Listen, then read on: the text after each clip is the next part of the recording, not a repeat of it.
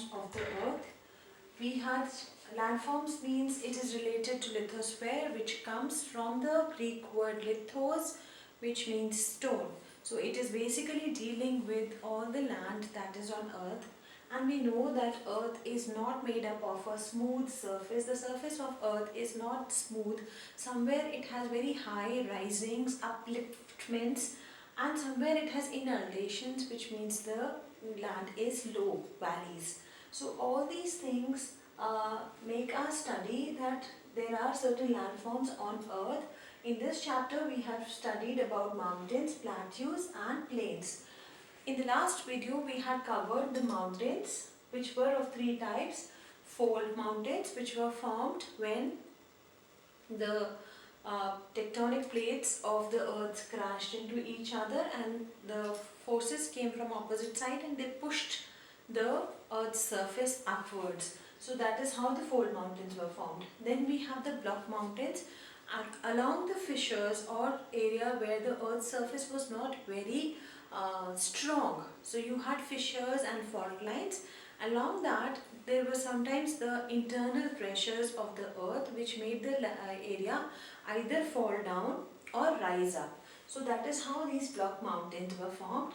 And volcanic mountains were formed when the volcano erupted and the lava came out and cooled, and gradually layers and layers of lava piled up to form the volcanic mountains.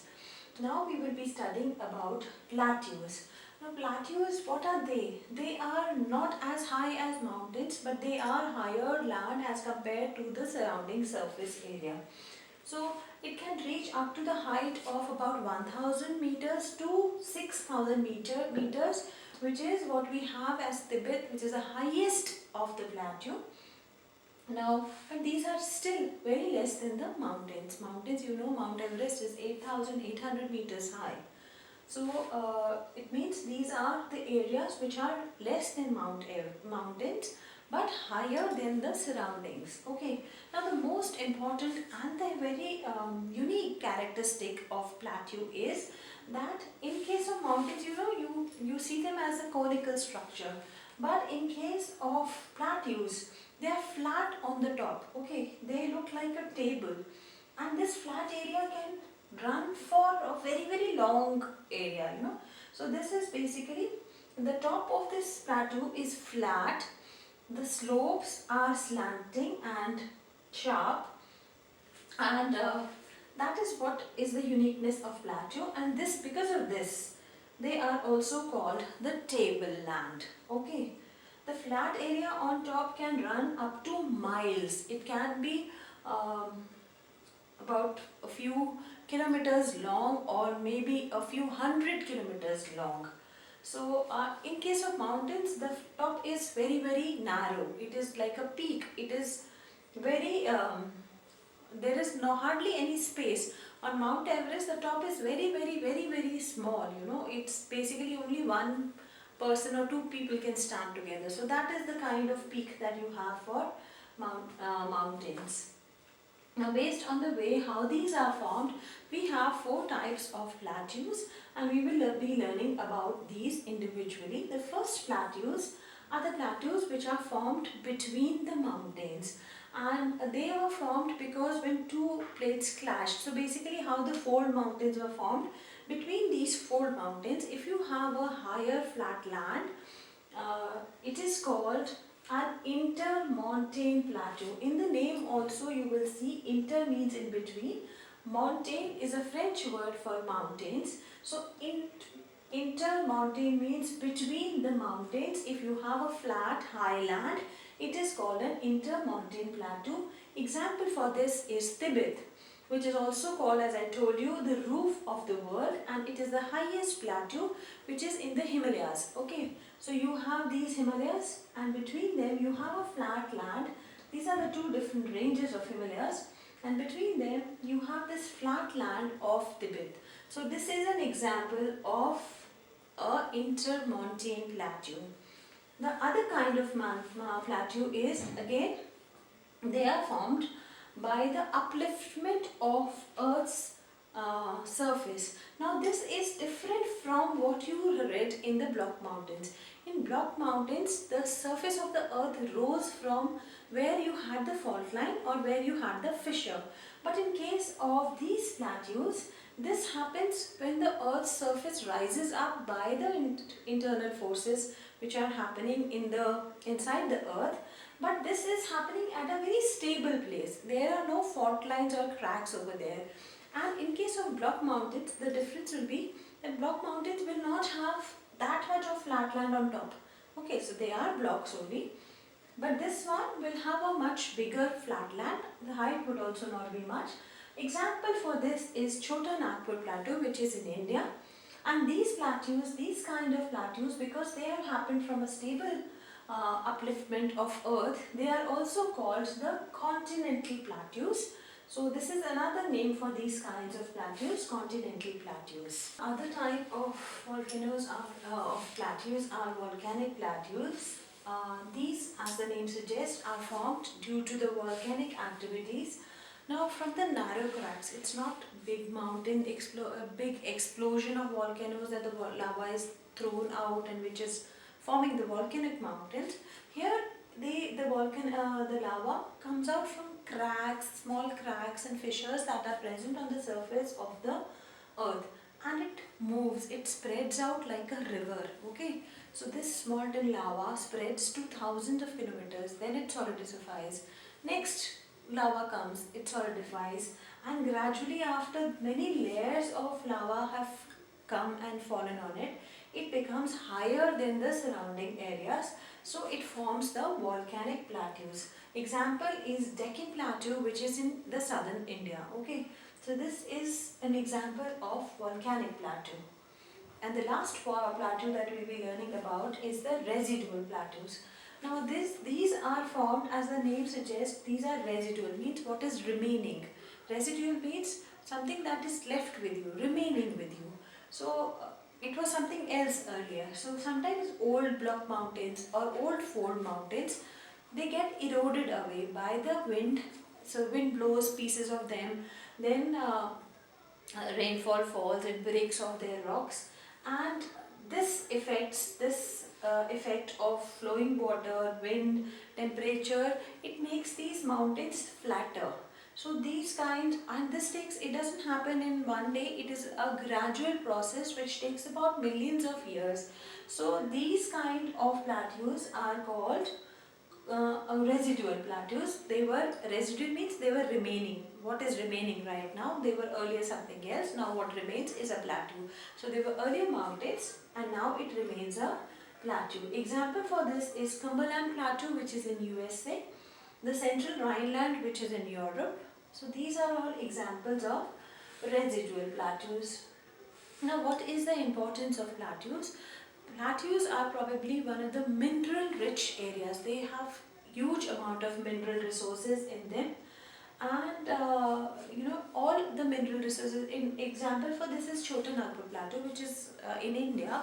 Most of your coal reserves, most of your mica reserves, most of your iron reserves are found in that. So it is very rich in minerals. Next is volcanic plateaus give us black soil, because when the lava condenses, it forms igneous rocks which break to form black soil, and this black soil is excellent for cotton cultivation. Then because of, this is the kind of height these plateaus have. So when the river falls from here down, it will give rise to many waterfalls. So these waterfalls are used for tourist purposes also. They are used for generation of hydroelectric power also. Your Niagara Falls, which is the biggest fall of the world, is a fall which comes from a plateau. Now this is an area which can easily support farming. So this is one of the reasons that the plateaus are very densely populated as compared to the mountains. So more people stay in plateau area as compared to the mountains. Now where maximum people stay is plains. So the last landform that we will be studying in this chapter is plains. plains are low-lying flat areas, and these are much lower in height as compared to plateaus. They are not higher than 300 meters above the sea level. So if you remember, Ambala, the height above the sea level was 264 meters. So it is a plain. Okay. So Delhi 235 meters. It is a plain. So most of the plains are formed, and now how are these plains formed? These plains are formed by rivers. Okay. So when the rivers are coming down from the mountains or the plateaus, along with them, because they are coming with high speed, so when they come down, they bring lots and lots of soil, sand, silt, which is together called alluvium. Now this alluvium is a very rich thing. It is very good for cultivation, very good for farming. It has lots of mineral which the plants need. So, and these bring down and they deposit them in the flat areas. So when the area becomes flatter, they keep on depositing it over there. So therefore, these areas become very mineral rich. The soil is up very fertile, and it is where you have the maximum people living. So these areas are very densely populated. One reason is because they are very fertile. Most of our civilizations also started in plains. If you remember, Indus Valley civilization, it was a river, and along the river, which was a flat kind of an area, people started living. Remember Nile, flat area? Chinese civilization started along the banks of Yangtze River. So all these areas are the areas where you have the maximum population, and these areas are plains. So now we come to the importance of plains. As I told you earlier, most of the civilization, be it the Indus Valley civilization, be it the Nile civilization, the African, the Egyptian civilization, be it the Mesopotamian civilization, be it the Chinese civilization, they all started in the plains only, in the valley area, where the land was fertile, the water was easily available for cultivation. So since earlier times also, man has realized that plains are the places where you have the maximum benefits. Okay. Now plains, that is the reason that plains are most populated. Now it is easier to say that they are most populated, because being a flat land, it is very easy to construct roads, lay down the railway lines, make factories, build schools, build houses, and it has good transport system, and airport also now easily available. That means it has good connectivity. So when it has good connectivity, it leads to good trade relations, which means the economic activities which are happening in the plains are much more as compared to which were happening in the mountain region, because here you have more opportunities, more people can find work. That is why people from the mountain region also come and settle down on the plain area, because there are more job offers for them, more job opportunities. So this is one of the reasons that plains are very important and also mostly populated, very densely populated. Now we'll see the last part of this chapter, which is how the landform influences people who are living in a particular area. We know that different landform means different kinds of animals. It also means different kinds of vegetation. It means different kinds of climate, and it also means that the food habits of people will change, the livelihood, what occupation that they practice will also depend on the landforms. So landforms actually influence us a lot. The clothing becomes different. So all these things influence the people who are living in that area. Now life in mountain is very tough, because there is not much land available to make houses, to build factories, to lay down roads. Even the connectivity is very difficult. Railways, now with modern technology, it is possible that we could lay railways in mountainous areas also, but that is also not much. So, and also not much land is available to grow crops. So life is pretty difficult for people who are living here. that is why it is said living in mountains is tough, and this is one of the reasons that mountains are still scarcely populated. That means not many people live in the mountainous region. Now plateaus are of course more populated as compared to the mountains. One, they are very rich in mineral resources. The land is pretty flat, so it's easy to cultivate and it is easy to build roads and all. But since they are very rich in minerals, this is the place where you have lots of mining activities. So when mining activity is there, so lots of land is used for mines. So again, less people living in plateaus. Now plains and valleys provide all things that a person requires. It will give you good connectivity, it will give you good fertile land to grow crops, for flat land to build homes and offices and factories. So most people live in plains. Okay, now let's talk about natural disasters. So in mountains you have disasters like earthquakes, you have disasters like landslides, you have disasters like cloudburst, that is sudden rainfall, sudden heavy rainfall. And in plains, if we have disasters like flood, which is very frequent in plains, and also drought, which means no rainfall. So in a way, all kind of landforms, the life is certainly, when disaster strikes, it becomes difficult. The most important thing for us is wherever we are living, whatever is our environment, we must take care of it.